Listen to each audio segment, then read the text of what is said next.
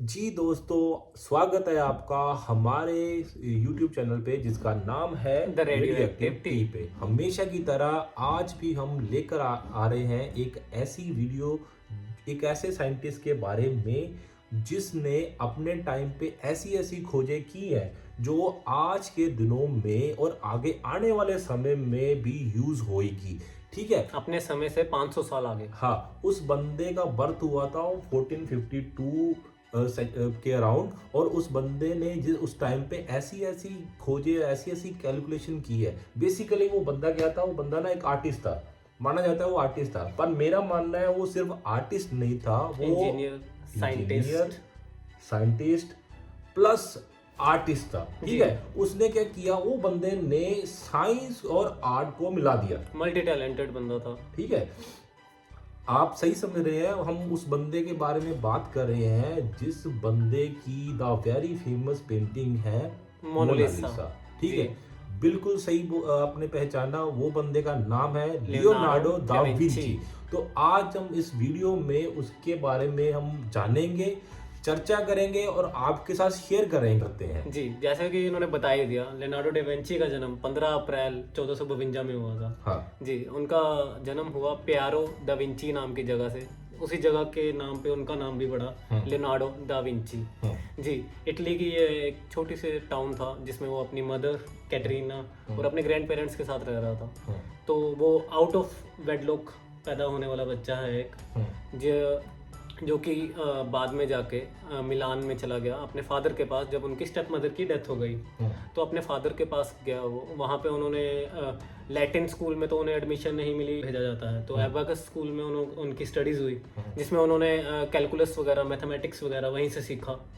और लैटिन में वो हमेशा वीक रहे हैं, लैटिन लैंग्वेज नहीं लिख पाते थे, नॉर्मली वो इटालियन लैंग्वेज ही लिखते रहे हैं। और उनके लिखने का ढंग भी बड़ा अलग था, आपने अलग था, सुना ही अनोखा होगा। था। जी। मिरर राइटिंग आपने सभी ने सुना ही होगा ना, वो जी। लिखते थे, वो मिरर राइटिंग में लिखते थे। और वो लेफ्ट हाथ से लिखते थे, तो वो लिखते भी लेफ्ट साइड से ही थे ताकि हाँ, वो लेफ्ट टू राइट मिट ना लिखते थे, जाए। है ना। जी, और जो उनके हाथ से ही मिट ना जाए हाँ, अक्षर। दो चीजें हैं। एक तो जैसे गगन ने बताया, एक ये भी थ्योरी दी जाती है कि उस बंदे ने जैसी जैसी खोजें की थी ना उस टाइम जी, पे, जी, जी। वो चाहता नहीं था कि ये किसी ऐसे हाथ में चली जाए जो क्या है, एक गलत हाथों डिस्ट्रक्टिव में स्टेज चली में चला जाए। गया। हाँ, जी। गलत हाथों में नहीं जाना चाहिए। तो इसलिए क्या उन्होंने एक कोड लैंग्वेज में, जिसको कह सकते हैं, या मिरर राइटिंग में लिखा है, जिसको मिरर में हम देखते थे तो हर एक बिल्कुल अक्षर सीधी को दिखती थी। उल्टा लिखना, मतलब ये भी हाँ। एक बहुत ही कॉम्प्लिकेटेड चीज़ हाँ। है। जो उनके फादर ने उनको एक जॉब दिलाई। हम्म।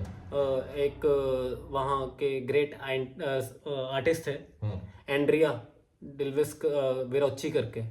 जी, वो काफ़ी माने परमाने आर्टिस्ट थे जिनके अंडर उन्होंने अप्रेंटिसशिप की। 15 साल की उम्र से ही शुरू कर दिया उन्होंने। और पेंटिंग में उन्होंने काफ़ी चीज़ें सीखी, the flow of water, how light works.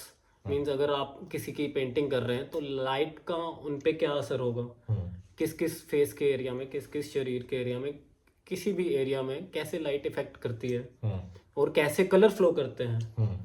मतलब कलर्स पे इतना ध्यान किया ना उस आदमी ने। मीन्स कई साल तो यही लगा दिया उन्होंने, कलर्स का उपयोग कैसे किया जाए एक पेंटिंग में। मतलब छोटी छोटी बारीक बारीक चीज़ों में उनका नेचर में इतना इन्वॉल्वमेंट था ना कि उन्हें लगता था भी हर चीज़ हमें नेचर से ही मिल जाती है। और इंसानों की पेंटिंग करने में उनका एक उनको बोला जाता है भी, उन्होंने कहा अगर किसी इंसान की पेंटिंग करते हो तो इंसान को आपको देखना चाहिए इनसाइड आउट। हर सीट को बारीकी से स्टडी करता जी। था। बेसिकली वो बंदा क्या था ना, वो बंदा क्या कहता था, वो कहता था यार हमें ना बुक से सारी नॉलेज नहीं मिलेगी। नेचर से काफ़ी ज़्यादा हाँ, प्रभावित वो कहता था कि हमें ना जो सारी नॉलेज मिलेगी ना, वो ऑब्जर्वेशन से मिलेगी। जी। जो हमने किसी चीज के बारे में अगर कुछ रिसर्च करनी है ना, तो उसके बारे में ऑब्जर्व करो, नेचर को ऑब्जर्व करो। जब भी वो बंदे ने कुछ पेंटिंग बनानी थी तो कलर को ऑब्जर्व करता था, और जब बंदे ने ह्यूमन स्केच बनाने थे ना, तो वो ह्यूमन को ऑब्जर्व करता था। ठीक है। तो जैसे एक फेमस उसका जो ड्राइंग्स है, जो उसने बहुत सारी ड्राइंग्स बनाई है, मैं ब्रीफ करता हूँ उसकी, बताऊँ उसने क्या क्या डिस्कवरीज की है जो मोटी मोटी है। जी, जी, जी। जिसमें उसने सबसे पहले जो कहते हैं उसका जो था ऑर्निथोपस, जिसको फ्लाइंग मशीन भी कहते हैं, ठीक है, प्लेन, उसका हाँ एक प्लेन की तरह। एक प्लेन की तरह, जी, जी। जिसमें उसने क्या एक बर्ड को ऑब्जर्व किया था, ओके। ठीक है। उसमें क्या उसने ना बर्ड्स के विंग्स को ऑब्जर्व किया था और ऐसी एक मशीन बनाई थी जिसको उन्हें फ्लाइंग मशीन का नाम दिया। उसमें क्या था, वो एक फट्टा था वुडन, उसके ऊपर एक बंदा लेटता था, उसमें पीछे पुली से कनेक्ट किया था और उसके ऊपर 2 विंग्स बनाए थे उसने। ओके। उसने वैसे वो उस टाइम की टेक्नोलॉजी के हिसाब से उसको यूज नहीं हो पाया था, वो बन नहीं पाई थी किसी कारणवश, पर उस बंदे ने उस ये टाइम बता टेक्नोलॉजी दिया था। इतनी थी हाँ, नहीं। पर उसका माइंड ये इतना चलता था, उसको पता नहीं आज नहीं तो कल क्या है, ह्यूमंस क्या है उड़ेंगे। उड़ेंगे, जी। ठीक है। आज हम क्या है, हवाई जहाज में सफर करते हैं, और एक सेकंड उसकी थी aerial screw. Helicopter I think. हाँ, हेलीकॉप्टर, सही पहचाना, एरियल स्क्रू, जिसमें वो भी उस टाइम पे नहीं बन पाई थी, पर उसने ये हेलीकॉप्टर का डिजाइन भी बना दिया था। तीसरी उसने जो है टैंक, उसका जो मिलिट्री और आर्मी के में भी उसका इंटरेस्ट था इस फील्ड जी, में, जी। ठीक है। मशीन गन भी सुना मैंने। मशीन, हाँ मशीन गन, जो Early invention of machine gun। 30 से 36 गोले दागने वाली जी, मशीन उन्होंने बनाई थी, ठीक है, उसका डिजाइन बिल्कुल, ठीक है। और चौथी जो है पैराशूट, अरे उसने पैराशूट का डिजाइन भी बनाया था। इसके बारे में नहीं सुना मैंने। हाँ, वो पैराशूट का डिजाइन क्या, उसने ये बोला भी जैसे अगर हम हवा का प्रयोग करके पंछी उड़ सकते हैं, इंसान उड़ सकता है, तो हवा का प्रयोग करते हम गिरने से ही बच सकते हैं, ओके। ठीक है। उसने ये बना दिया था। उसने क्या कि ट्रायंगुलर टाइप का एक शेप का बनाया था। आज जो हम देखते हैं पैराशूट, वो थोड़ा Spherical है। हाँ स्फेरिकल शेप में है ना, जी। उसने एक ट्रायंगुलर शेप में बनाया, जिसने बोला भी हवा जो है ऊपर की तरफ अलग है और नीचे की तरफ अलग है, तो वो प्रेशर डिफरेंस के कारण क्या है, एक तो रेजिस्टेंस क्रिएट करती है वो, तो ठीक है। और उसके बाद उस बंदे ने इसके अलावा भी और क्या, ह्यूमन एनाटॉमी के बारे में भी उस बंदे ने लिखा,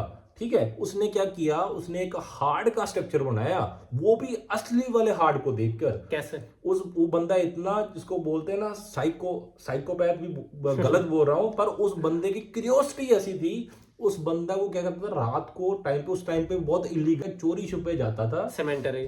हाँ, वहां से मुर्दे उठा लाता था, अरे ठीक है, और उसको लाइव काटता था और एक एक पार्ट को निकाल के उसकी स्टडी करता था, हाँ यार। ठीक है। और स्टडी करता था और डिटेल लेयर बाय लेयर उसने उसकी पेंटिंग या उसके स्केचेस जो है वो पेपर में उतार दिए।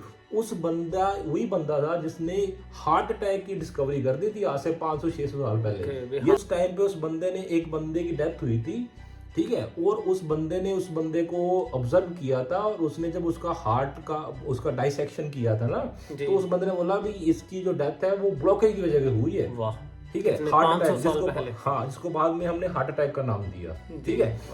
और उस बंदे ने ही ये डिस्कवर किया था जो ब्लड है वो हार्ट के थ्रू सारी वेन्स में, सारी बॉडी में होता है। हार्ट जो है एक पंप की तरह काम करता है।